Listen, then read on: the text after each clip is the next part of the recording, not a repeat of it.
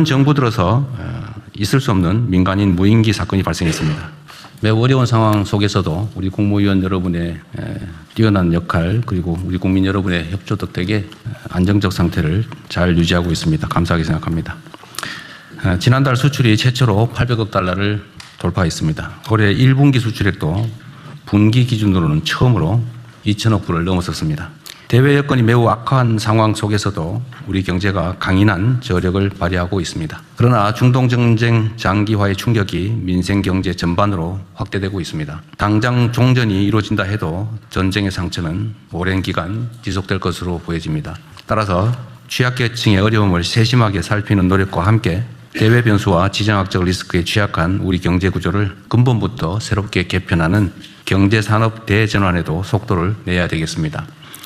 특히 과거 오일 쇼크를 겪고도 여전히 특정 지역에 편중된 에너지 수급처를 다변화해 나가야 합니다. 그리고 화석연료 중심의 산업체계를 과감하게 그리고 신속하게 전환해야 되겠습니다.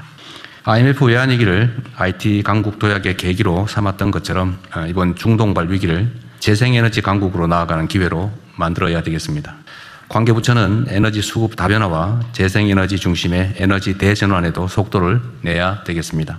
전쟁 추경 심사도 마찬가지입니다. 처리 기간을 줄이는 것만큼 중요한 것이 실제 집행입니다. 추경이 통과되는 즉시 최단 기간에 예산 집행이 효율적으로 이루어질 수 있도록 지금부터라도 사전 준비에 만전을 기해 주시기 바랍니다. 이번 정부 들어서 있을 수 없는 민간인 무인기 사건이 발생했습니다. 그리고 거기에 국정원 직원과 현역 군인이 연루됐다는 사실이 수사 결과 확인됐습니다. 대한민국 헌법과 법률은 개인들의 사전행위, 사적으로 북측에 도발하는 행위를 금지하고 있습니다. 국가 전략상 필요에 따라서 그런 일이 생기는 것도 극도로 신중해야 되는데 개인적으로 이런 대북 도발 행위를 했다는 사실이 매우 안타깝습니다. 과연 누구에게 도움이 될 것인지 잘 생각해 봐야 되겠습니다. 이번 사건으로 누구보다 접경지역 주민 여러분들의 우려가 컸을 것입니다. 깊은 위로 말씀을 드립니다. 그리고 비록 우리 정부의 의도는 아니지만 일부의 무책임하고 무모한 행동으로 불필요한 군사적 긴장이 유발된 데 대해서 북측에 유감의 뜻을 표합니다.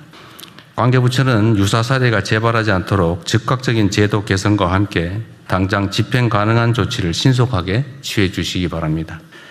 세계 각지의 분쟁으로 공동의 규칙과 호혜에 기반한 국제 질서가 크게 흔들리고 있습니다. 이런 시기일수록 한반도의 평화와 안정이 무엇보다 중요하고 또 이를 책임져야 할 주체는 바로 우리 자신들임을 명확하게 인지해야 되겠습니다. 냉혹한 국제 질서 변화를 예의주시하면서 한반도 평화를 위해 보다 책임 있는 행동이 필요한 때입니다. 국회가 개헌안을 발의했습니다. 현행 헌법이 만들어진 지 40년 가까이 지나면서 변화된 사회상을 제대로 반영한 개헌 필요성에 모든 국민들이 공감하고 계십니다. 하지만 그간의 개헌 논의는 여러 정치적, 사회적 이견 때문에 계속 좌초되어 왔습니다. 현재 상황에서 모든 사안을 한꺼번에 해결하자는 것은 결국 같은 실패를 반복하자는 것과 다름없습니다. 그렇기 때문에 이미 국민적 공감대가 충분히 이루어진 구체적 사안들부터 부분적이고 단계적으로 개헌을 추진하는 것이 순리일 것입니다. 이번만큼은 가능한 수준이라도 개헌의 물꼬를 틀 수 있도록 초당적인 협조가 필요합니다. 구체적 내용을 보더라도 5.18 민주화 운동이나 또 부마 항쟁을 헌법 전문에 반영하는 것은 여야 간에 이견이 없고 또 제1야당인 국민의힘조차 그간 수차례 명시적으로 헌법 전문에 반영하자고 주장해 왔습니다.